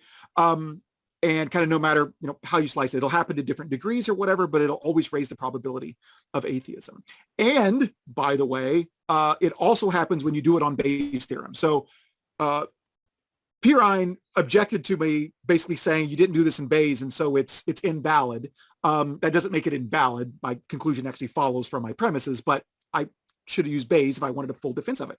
So in my reply to him, I just said, okay, well, here's the numbers that you would get if you did it with Bayes, and you do the calculations and you get the same thing. Interestingly, in the first two options, the result for theism is actually if you use Bayes with the first two options, the results for atheism is even better. It shifts towards atheism even more. In the other two, it shifts towards atheism, but not quite as much. Some of that depends on a certain number that's open to interpretation, but kind of no matter how you slice it, like if I'm really, really generous, it only counts for atheism a little bit. If I use a little bit more kind of even-keeled number for it, it would actually increase for atheism a lot. But regardless, it always increases for atheism. The seemingly unjustified evil always raises the probability of atheism. So it's really hard to go through the numbers in a podcast. If you want to look at the paper or whatever, you can see how all the math turns out. But it really just comes down to that party example. Yeah. So by the way, let me point out here that by this time, I'm giving enough credit to my audience that they have read or are reading the paper or have listened to the presentation that I have done before we meet, so that they will understand what we're talking about. But let's say I want you to elaborate on something. In your paper, you write Sure. the following. You say, our prior knowledge that God's reasons are guaranteed to be undetectable would lower our prior confidence that God exists, because the existence of a triomni being with guaranteed undetected reasons is less likely than the mere existence of a triomni being that may or may not have detectable reasons. And given such priors, once the calculations are done, God's existence will still be below 50%. Now, I think this is really important because I love this point. So could you elaborate on what you mean here? Yeah, and for this one, I'm actually going to read, I made some notes on your notes. I'm actually going to read what I wrote there because I think it's well prepared. So I have 3 things to say about this, all right? So what this is related to is, like, let's say that we say that God's reasons are guaranteed to be undetectable, right? My argument here is, okay, that would still lower our confidence that would lower our prior confidence that God exists, and therefore it's still going to count as evidence against God's existence. So let me say 3 things. Okay, so to clarify, first, the only way a seemingly unjustified evil doesn't lower the probability of God's existence is if that first hypothesis, right, that God exists, so does the Joffrey, and it's detectable, if that starts at 0. And it is at 0 only if we are 100% certain that God's justifying reasons for allowing evil for the evil in question or any evil is always undetectable. If it is at least possible that the justifying reason is detectable, then it's not at zero. And if it's not at zero, a seemingly unjustified evil will be evidence for atheism. Even if it's just a little bit, it'll still be some evidence for atheism. Since the formative skeptical theists admit that the detectability of reasons for God to allow evil are at least possible, I am not begging any questions by assuming a non-zero value for that first entry, for that first thing. And if the seemingly unjustified evil counts as evidence against God's existence, then skeptical theism is false. Okay, that's the first thing. Secondly, skeptical theists might demand that we be agnostic about the value of that. Oh, are they detectable or not? Well, we just don't know. And so we must be agnostic about what value it has, right? So we can't assign any value at all. But a few things to say about this. First, this is way too convenient. If that first hypothesis, I'm going to call it A, if that first hypothesis has any value besides zero, from 0.000001 all the way to 100, any of those values, any positive value at all, then skeptical theism is false. It's a little too convenient to say, but we really don't know what value it has, and it might just have the one and only value in the entire conceptual space that it needs for skeptical theism to be true. Therefore, skeptical theism is true. That's just a little bit too convenient, right? So, no, that does not follow. The fact that the only value it could have is this one. If it has any other value, then skeptical theism would be false. That's a really good reason to think that skeptical theism is false. This is basically an appeal to ignorance, right? You can't prove it doesn't have the one and only value it must have for my thesis to be true. Therefore, my thesis is true. That's just an appeal to ignorance. Two, since we are dealing with subjective probabilities here, assigning a value of zero is not really an option. With subjective probabilities, you assign probabilities given what you know. And if we know nothing about its probability, there's like specific objective probability, then given what you know, all probabilities are equally possible. Since zero is only one of many of those probabilities, it should just have the same value of everything else. So like the most generous thing in that case to do would be to give the first two hypotheses, like God exists, so does the Jeffrey, and it's detectable. And then God exists, so does the Jeffrey, and it's undetectable. If we really don't know anything about their probability, we should just assign them both 25%. And if we start there, atheism is going to even be more supported than in the example that I gave before, right? So that's what we should do. We should just assign them an equal value, right? I'm being generous by not doing that and saying their undetectability is 3 times more likely than its detectability, right? But third, and this is the answer to your question that deals specifically with this footnote, okay? Giving that first hypothesis A and a value of zero will also mean that God's existence drops below 50%. Why? Basically, the problem is this. When we start, as we did, with God's existence at 50%, we are just starting with like a tri-omni being exists at 50%. That's what we're granting, is that a tri-omni being exists. That's at 50%. But if we also add in the assumption that that being's reasons are guaranteed to always be undetectable, well, that's a specific kind of tri-omni being. And so the probabilistic space of that 50% that we granted theism, that's going to have to be shared with these other tri-omni beings, right? There's the tri-omni being whose reasons are undetectable, and then the tri-omni beings whose reasons are sometimes detectable, right? So it's going to have to be equally distributed among all those hypotheses, including atheism, and thus theism is going to drop below 50%. Or to put it another way, conjunctions are always less likely than their conjuncts. So if a tri-omni being exists, if we're granting that a 50% probability, then a tri-omni being exists and his reasons for allowing evil are guaranteed to be detectable will by definition be less likely than 50%. It'll be lower than 50%. Right. So now, if we do that, when we consider a seemingly unjustified evil, so if we kind of like, we lop off the probability, we start with theism at 50%, but we realize, well, there's more than one kind of theism here. There's the one where it's undetectable and the one where it's detectable. If we at the start lop off the detectable versions, well, then we have to let those we have to let those probabilities be redistributed to the other ones. And so atheism is going to jump above 50%. Now, when we consider the seemingly unjustified evil, the probabilities aren't going to shift again because it's guaranteed that it's guaranteed that the Jeffrey is undetectable, and so not being able to detect it's not going to shift anything. But we're already below 50% for God's existence at that point, right? And so even if we do that, we're still going to end up with evidence for atheism. Right, and therefore it does make perfect sense, and therefore the move from P to Q, or the inference from P to Q, then holds for William Rowe. By the way, what is the move from P to Q? Well, instance of E1, which was, the example of the fawn, and E2, the example of the girl being tortured and murdered, together moves to reduce the probability of, moves to establish an SUE, this seemingly unjustified evil, which they view in turn, their detection will in turn reduce the probability of God's existence. So, right, and specifically, let me look it up and make sure that I get it right. Specifically, that's the wrong paper. I'm so sorry. Let me get to the right one. It is from P to Q. What he's doing is, it seems that there's no justifying reason for God to allow those kinds of evils. Therefore, there is no justifying reason to allow them. And then if there is no justifying reason for allow them, atheism follows after that, because God would not allow for these things to happen unjustified, right?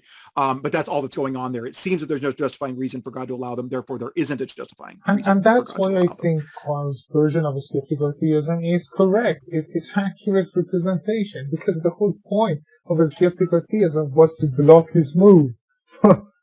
Yes, right. It's to deny that inference from P to Q, right? And if instead you're changing it to say, oh, we just don't think that the inference from P to Q is very good, or something like, it's like, well, now you're doing something different, right? It's just redefining skeptical theism. I mean, what's going on here is we have an ad hoc excuse, right? Like after skeptical theism has been falsified, we're going to go back and change what it is to avoid the objection. Right, and that's just an ad hoc reasoning. That's just an ad hoc. So the other explanation, we won't be moving through each of them. I'm just going to mention what happens in each of them. So option 2 is that God's existence is relevant to the existence of these reasons, but not their defectibility. What we have again is that after we see that actually, after you update your probabilities, then again you end up with God non-existence, and neither the relevant reasons existing to be the higher, and therefore reducing the probability for God's existence. The explanation for option 3 follows the same way, in that the option 3 is that God's existence is irrelevant to the existence of these reasons and not their detectability. So for option 3, I would love to ask you something. Let me reiterate. Option 3 is God's existence is irrelevant to the existence of these reasons, but not their detectability. In footnote 43 of your paper, you write, one might wonder why one of these hypotheses was included as an option, and doesn't the impossibility of God allowing gratuitous evil rules this out before we even assign the probability? What is the reasoning that I'm talking about, the hypothesis, L, that I'm talking about? So yeah, could you walk me towards understanding what you're trying to say here? Because to me, it just sounds, I need you to maybe elaborate on that. Yeah, see some clarification, right? Yeah. So essentially what's going on here is that since before the seemingly unjustified evil occurs, we don't know that it will occur. So it's possible that God exists while the justifying reason for allowing that evil does not exist. Okay? Now, if that's true, God would prevent that evil, because God would not allow an unjustified evil. He would not allow an evil that doesn't have a justifying reason, right?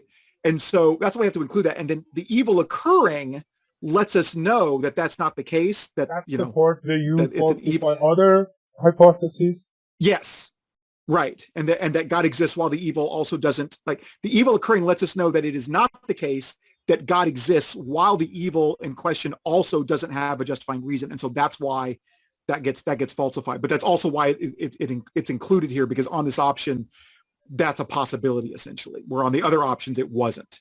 And so that's why it's included. Does that make some sense? Yeah, it does. And also I should say that all options lead to the same fate. And just let me say that the fourth option, the final option, is that God's existence is irrelevant to both the existence of these reasons and their detectability. So, what we have so far is this. What we have done is we have moved towards each of these possibilities, and we've looked to see if they do indeed reduce the probability of God's existence. But so far we have used simpler probability theory for the sake of easier understanding instead of a Bayesian calculation. Why I'm mentioning this is this. After the publication of your paper, there was a response which you have put out a rejoinder to, as you mentioned. The response was this, from Perrin. So Tim Perrin basically says that, okay, fine. What is happening is that you are falsifying or competing hypotheses, and we get their percentages, and we are distributing the falsified probabilities from them and distributing them to the remaining hypotheses. And he gives counterexamples that actually this isn't true. And if this isn't true... Right, because I'm doing it equally. I'm distributing them equally, and that's not what happens always. So if equal distribution doesn't hold, then the basic project has been undermined. So then you basically generate the values you need to generate under the Bayesian formulation. And so at this point, let's jump into what he says specifically. So one of his criticisms is this, by the way, what I'm mentioning here is a forthcoming paper by Perrin in defense of cornea, I think. And in one of the footnotes, one of the reviewers points out that, well, actually, maybe you don't need to defend skeptical theism because it has already been refuted by Kyle here. So, and what we have is this. So, in response, Perrin says, Johnson does not clearly distinguish between questions of epistemic probability and ontology. His questions are clearly about epistemic probability, but the examples he provides are concerned with ontology.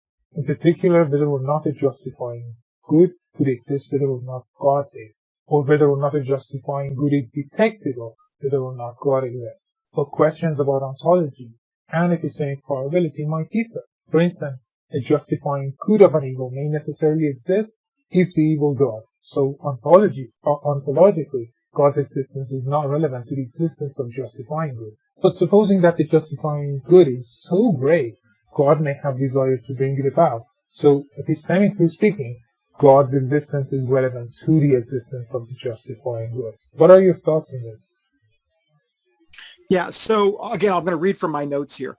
All the calculations in my paper are, whether it be the original 2013 paper or my reply to him, they're all about subjective probabilities. How likely something is given what we know, right?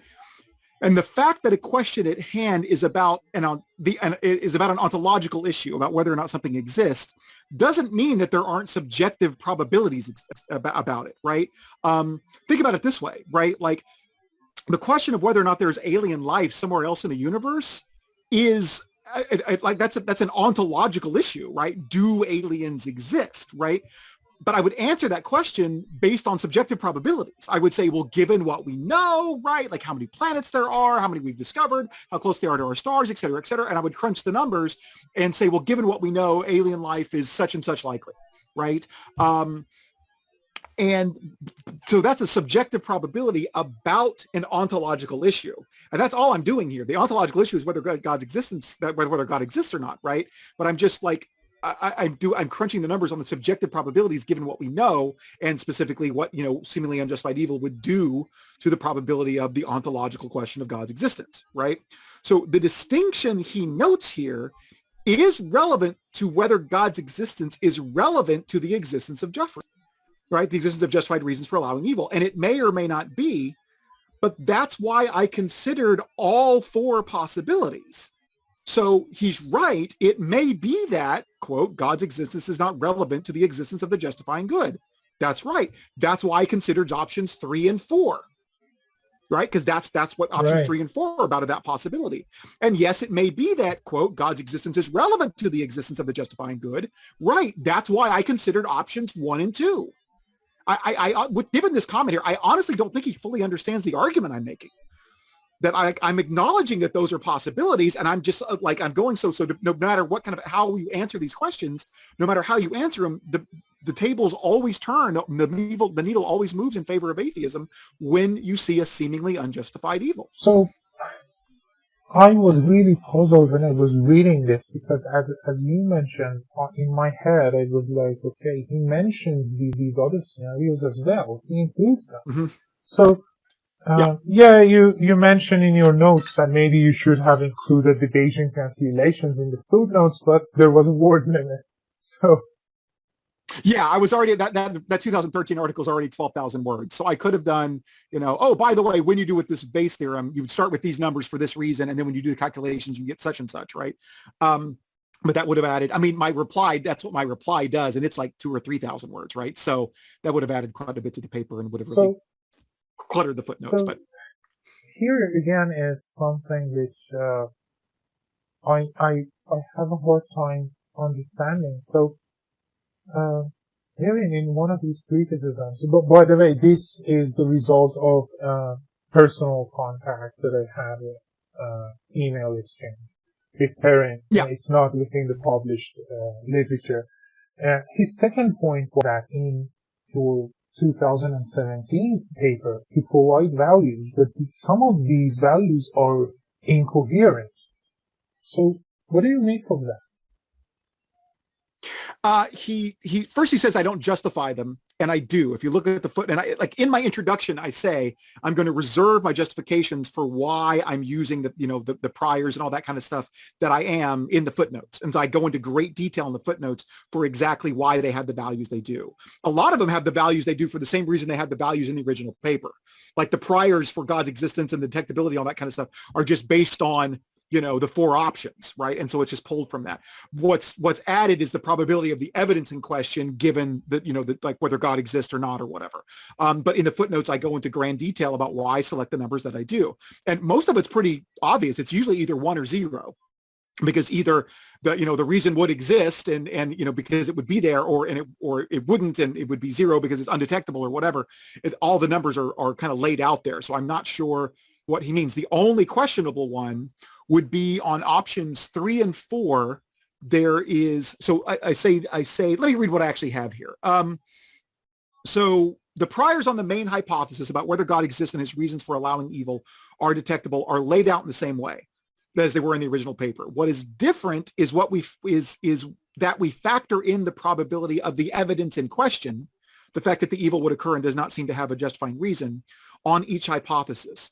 But since the main hypotheses are usually clear about whether the Jeffrey would be detectable, the probability of these figures is usually 0 or 1, and so it really doesn't affect the calculations much. In fact, in the first 2 examples, doing the calculations with Bayes rather than the equal distribution stuff is actually more friendly to atheism, right? And I should mention here, I'm admitting that he's right. The more complete defense of my position would be done in Bayes. He is totally right about that. That's why I gave the reply where I did exactly what he asked me to do. And he still doesn't admit that that the argument works, right? This is what I was lacking. That's what I did.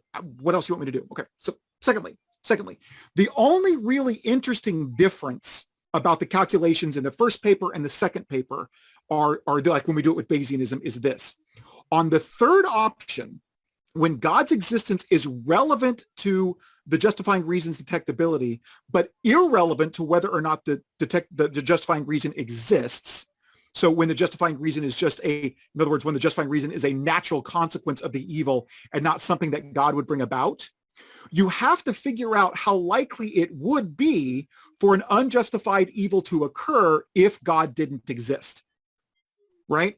So it's difficult to give an exact number for that. How likely would an unjustified evil occur on atheism? How likely would unjustified evils be if atheism were true? Given, however, that theists often claim that a universe without God is cold and indifferent, and thus it would be one where random evil would happen regularly, and that God would not be cold and indifferent, and so that wouldn't happen regularly if God were to exist, it is right to conclude that unjustified evils would be more likely on atheism than theism, right?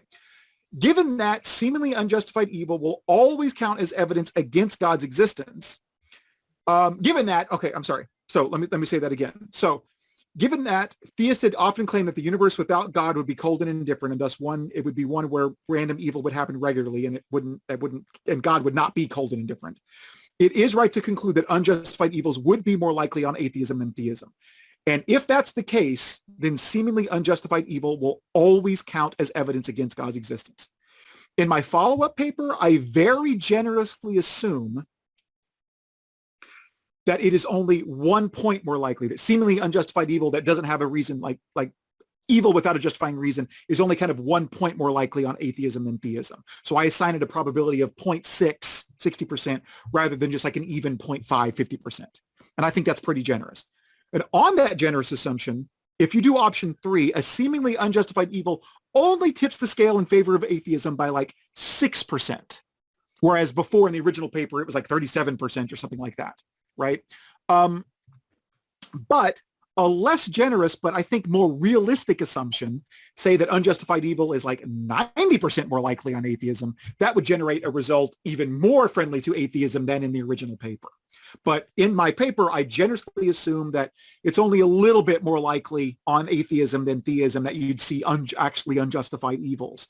And so I only do 0.6, and so it doesn't affect the probability that much, but it still tips the needle in favor of atheism. And that's all I needed to do in order to prove my point that seemingly unjustified evils do count as at least some evidence against theism. Remember, not moving the person towards atheism completely, but just reducing the probability given the SUEs. Yeah, if you want my argument that like all things considered, seemingly unjustified evil and the arguments for and against God's existence and moves the needle, so far that you need to embrace atheism, I do that in other papers. This is just about whether or not the needle tips towards atheism at all, right? Giving seemingly unjustified evils, because the skeptical theist claims that they don't. And it's also worth noting one other little thing here. Okay, so even when you do Bayes' theorem, you have these 4 options, right?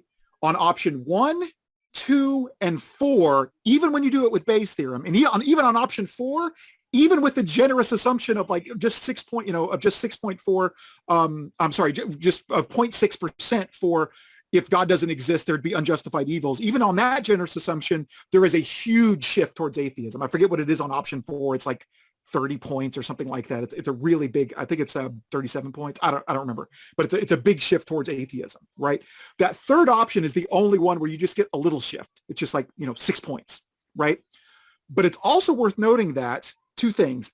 First, on this third option, where God is not responsible for the existence of the justifying reason, but is somehow responsible for whether it is detectable, that's the kind of most philosophically problematic of the options.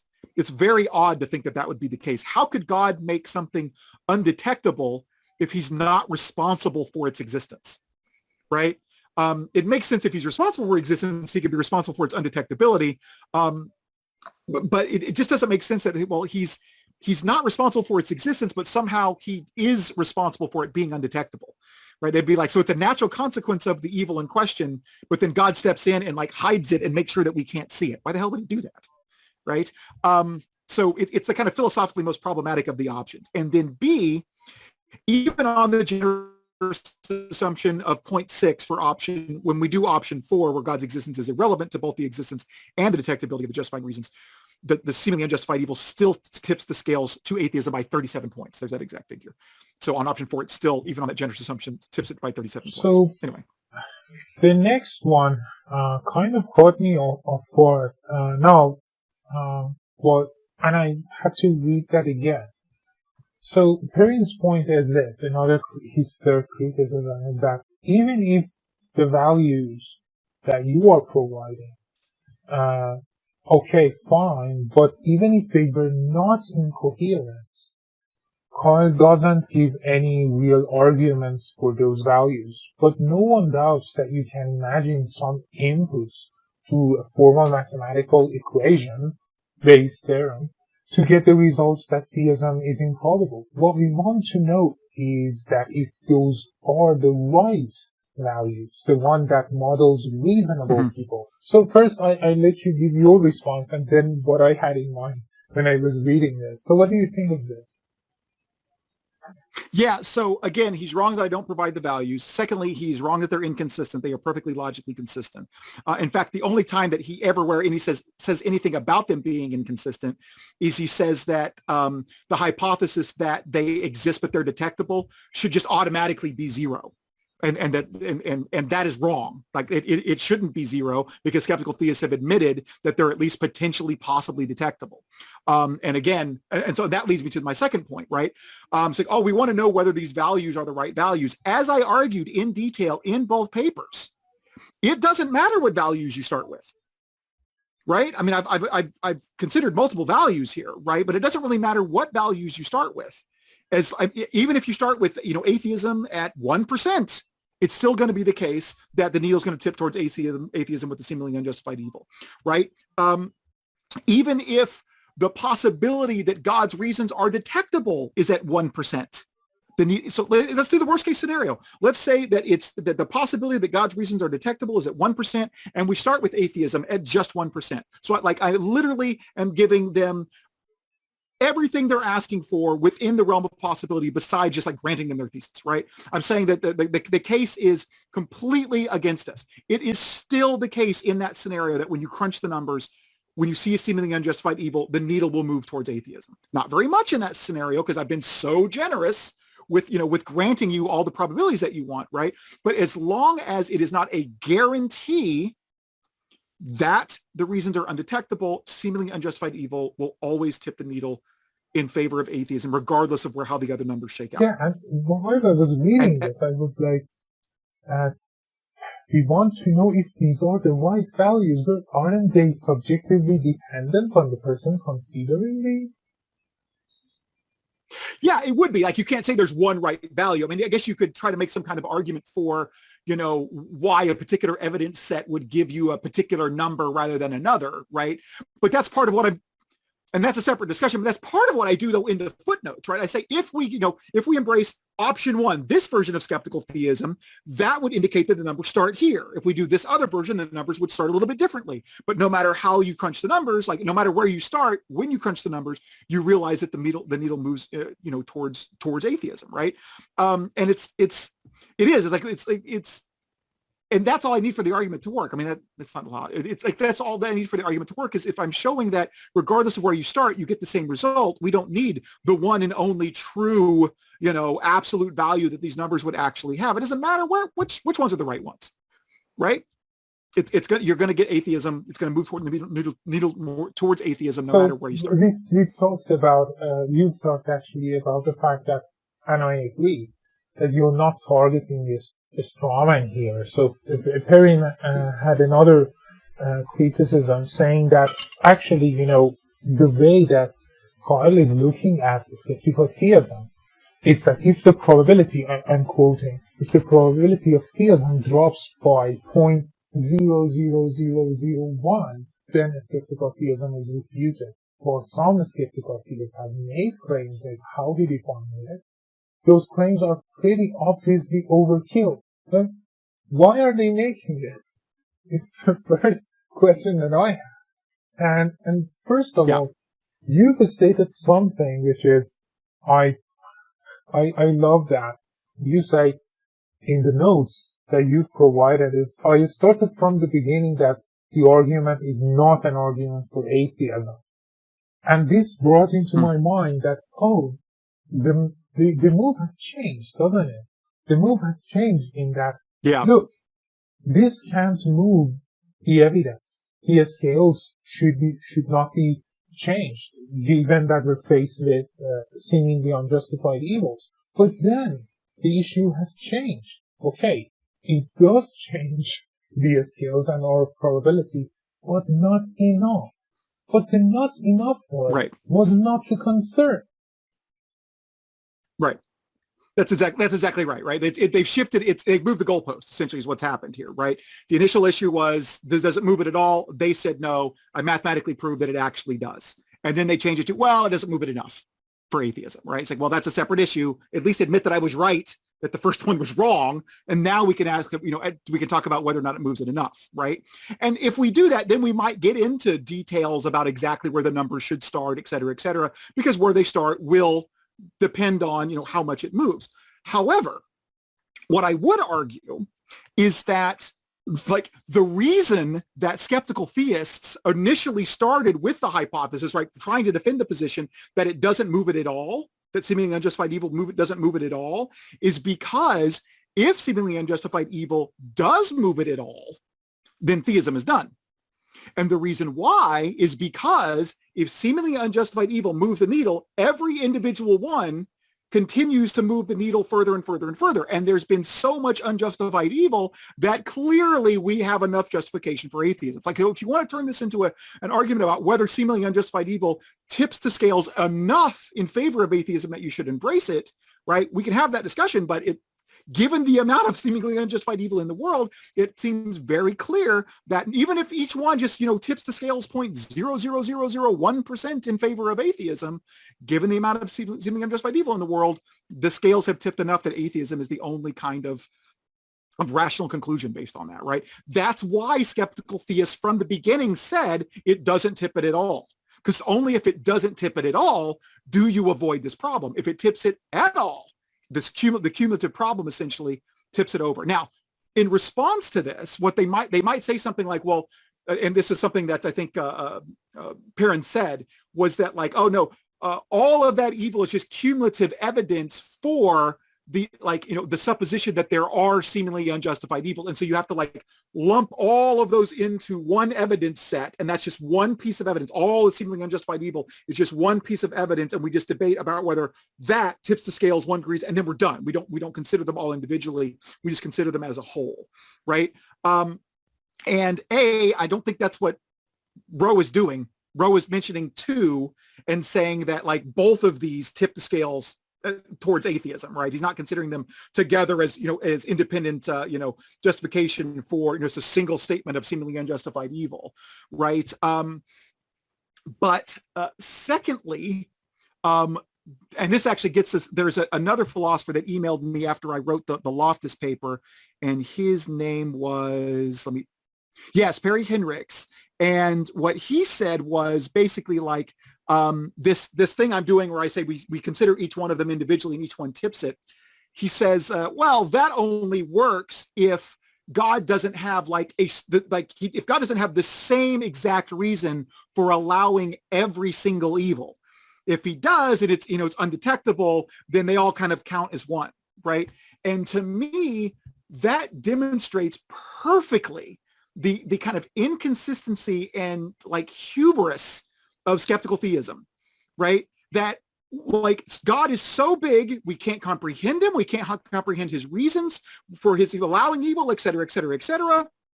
And yet I will declare that he has the one and same reason for allowing all evil, right? And therefore skeptical theism is true, right? It's you can't know that. You don't know that he has one and the same reason, right? It's equally likely that it's one and the same reason that he has a different reason for everyone, or he has one reason for half and another reason for the other half, or they're divided into thirds or whatever, right? And again, we're back to that kind of problem of the only way that your conclusion goes through is if God has one and only the same reason for allowing all the evils. That's the only way. Any other distribution, any other kind of way that God's reasons for allowing evil work falsifies your hypothesis, and you're willing to say, well, because it might have the one and only, the one and only thing that must be true when a bunch of other things could be true, since that could possibly be true we don't know necessarily that it's not false, well, then skeptical theism is true. Nope, sorry, that's not how it works, right? If the one and only thing that if there's only one and only thing that has to be true among a million other possibilities, that's the only one that gets you your conclusion. Well, then most likely. And by the way, when you're trying to falsify the candidates or the nominees you have for SUEs, you can falsify as good a target as it has been identified by your opposition. When my opposition is not on identifying candidates, what can I point to discredit or falsify? So, yeah. And that's when it turns into unfalsifiability. Like it turns into a completely unfalsifiable position, and therefore it is irrational, right? And it's let me make this point real quick, and then so don't forget your question. But I wanted to make this point, right? Some might claim that I'm being inconsistent because I have argued elsewhere that, like, when it comes to supernatural phenomena, if you can't find an explanation, you should assume there is one that you can't detect, right? But there is a big, big difference here, and the difference is, like, think about it like a magician. Right? If I go to a magic show and a magician does something and I can't figure out how they did it, right? I am justified in concluding that there is a natural explanation that I can't see because I've seen that happen so many times before, right? There's been so many other examples where I was completely confounded and I didn't know what the natural explanation was. And then somebody told me what it was. And I was like, well, duh, I'm an idiot, right? And it's the same thing with supernatural. There have been so many different things where we thought it must have a supernatural explanation because we couldn't explain it. And then we found the natural explanation. So if I come across something that I can't explain, me not jumping to the supernatural explanation because there most likely is a natural explanation, I'm just not able to detect it. That's not unfalsifiable irrationality. That's based on experience, right? We are not in an analogous situation with seemingly unjustified evil, right? It is not the case that we've had this evil that seemed unjustified and then we were able to detect the reason for it. Like that's not the way that things work here, right? And so they've kind of defined themselves into a position that's unfalsifiable, and therefore. What I want to know is that if each of these SUEs, the seemingly unjustified evils, each of them, in some wild scenario, that I have to admit seems really far-fetched to my mind. But let's just say, okay, fine. Then what I want to know is, okay, here's my point again. My main problem with theism is explanation. And so when you press it, it doesn't give you enough content. My problem is this with theism, basically. It doesn't allow enough content. Each time I want to massage everything or analyze something, exercise something out of this hypothesis under pressure, it gives out. It doesn't provide me with content. So let's say that each of these SUEs have different reasons. How do we know they have different reasons? So couldn't we say the same thing? Maybe they have the same reasons and all of their reasons is dependent on God's existence or not. Maybe their detectability of the reasons. So it doesn't help to me by my life. It doesn't help. And what I want to know in this case is, can the skeptical theist tell me why he should, me or himself or herself, themselves actually, should put themselves in the same situation and have any confidence in this at all? They have no access, epistemic access to what's going on. So maybe indeed they have the same reason, or maybe they don't. Maybe set A has some overlap of evils with set AB. Maybe set C has no overlap with set A and B. Maybe there is another set that has some sort of overall, I don't know, is the mother set of all evils and has the same reasons and overlap with all kinds of evil. How can we demarcate these different sets of evils from each other and even in the sense of negative defense to say, oh, maybe these reasons are different from that. So again, when I need content to analyze, I run out of content. So that's the problem to my mind, because at the end of the day, you want to make the case that which of them is more probable than not. If a set, and it seems to me that the whole point of dividing natural and moral evil was this. We are dividing them. So the theist divides them also. There is something different here. But if there is something different here, do you want to say that there may be something different here too, and in this here too, and in this? But you could do that, but so can the naturalist. That's why we have a family of problem of evils, not just one problem of evil. So anyway, to my mind, that doesn't cut the ice. So. Yeah, and it really is, to me, it is, I've already kind of said this, so I'm reiterating, but it is a prime example of how the apologetics, right? I'm trying to remember who's the author of this book. I just reviewed a book called Weirdness, and the author's name is escaping me. Yeah, Tanner Edis, right? Writer, by the way, a physicist, I should mention, and I'm glad that I have done some translations of his work. Oh, wonderful. So I reviewed his book recently for Physics Journal. And so I read the whole thing and was reviewing it. And one of the things that I liked what he said was that philosophy of religion, and especially he's specifically talking about the apologetic side of philosophy of religion, really dips into a lot of the same kind of reasoning and bad arguments that people use to defend weird things, right? When weird things are debunked, you have the same kind of shifting the goalpost moves and the unfalsifiability moves and that kind of stuff to try to keep propping up this, the belief in the weird thing, whether it be supernatural or not. And that's essentially what's going on here, right? To reiterate my conspiracy theory example, right? When you get all the evidence against the conspiracy theory, right? The Illuminati are trying to rule the world to do X, Y, and Z. It's like, well, if they're so good at that, why haven't they done X, Y, and Z? Why hasn't X, Y, and Z occurred yet? It's like, they're so smart. They've got reasons for why they haven't done it yet. We just can't detect them, right? You can always say that for anything regardless. Right. And that this skeptical theism is just the same kind of move, right? You have direct evidence against your hypothesis. And so you're making up an excuse to get out of the evidence. That's exactly what's going on here. And it's exactly the same thing that people do to believe in Bigfoot and to believe in the Loch Ness Monster and UFOs, et cetera, et cetera. It's the same thing. So with regard to what Kyle just said, let me give you those of you who are just a bit worried about accuracy. And let me say why this is actually an accurate representation of what's going on. So, Kyle is identifying a feature that is similar to conspiracy theories and ad hoc strategies, and saying that strategy is the same strategy that is in a defective hypothesis or explanation like the conspiracy theory, and that feature is the same across other things like Bigfoot or believing in God or things like that. That's the feature he's detecting, and that actually has precedence within the literature. So Russell Bruce actually chooses this strategy for when he's trying to formulate an evidential problem of evil. That's actually his move. His move is saying that, look, a young creationist could come up to you and say, all this evidence that you have of the old age of the universe or the earth or the mountains or geology or anything, they could point to it and say, this just seems like it. And the universe is really young, actually, it's just, and he says, why won't you accept this explanation? By the way, you have to search for him online.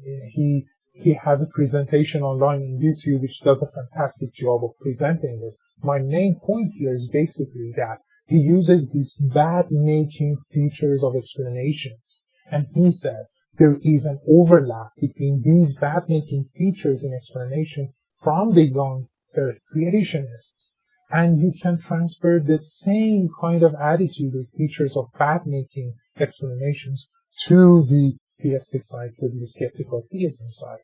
And if you reject this, then you have to reject that as well. Yeah, and it just looks a little bit more sophisticated because of who's delivering it and how it's delivered, right? But it's essentially the same move. It's the same, like, I forget who this is. I referenced him in my Exploring Metaphysics course, I think, that there was someone who put forth an argument for young Earth creationism in terms of relativity. and they use time dilation to like make this argument. They start with the assumption that the Earth is at the center of the universe, and you basically use relativity to use time dilation. And so the outside of the universe is billions of years old, but the interior of the universe where the Earth is only 6,000 years old. And so they do all the math and and it looks really sophisticated, right? Because it involves relativity and the math is good and but it's all based on false assumptions, and it's all just ad hoc assumptions selected to get to the conclusion that they want to get. Right. And so it's still just young Earth creationism. It's the same bogus stuff. It just looks a little bit more sophisticated because it looks more sophisticated. Right. Skeptical theism is the same way. It's doing the same move. It looks a little bit more sophisticated, but it's at the base. It's the same move. Right. Again, we're not saying that this piece of evidence shows that all theists are irrational, or that if you're committed to anything like theism, you're just irrational. All we're trying to say is that it has features that, first of all, are not successful as a defense when you are faced with an evidential problem of evil. Even seemingly unjustified evils will reduce the probability of God existing. And second of all, what we're trying to highlight, if you like, is the fact that they have bad-making features which are in common with other similar arguments or defective strategies for accounting for different phenomena as we like. So, yeah, and so maybe I don't understand have when any. I say it makes theism irrational. What I mean is that move to protect theism is irrational, right? Other things might make theism irrational, but the move specifically is an irrational move because you're making your position unfalsifiable essentially, and so that's an irrational move to do that. So I want to near the end, and I want to make a few observations.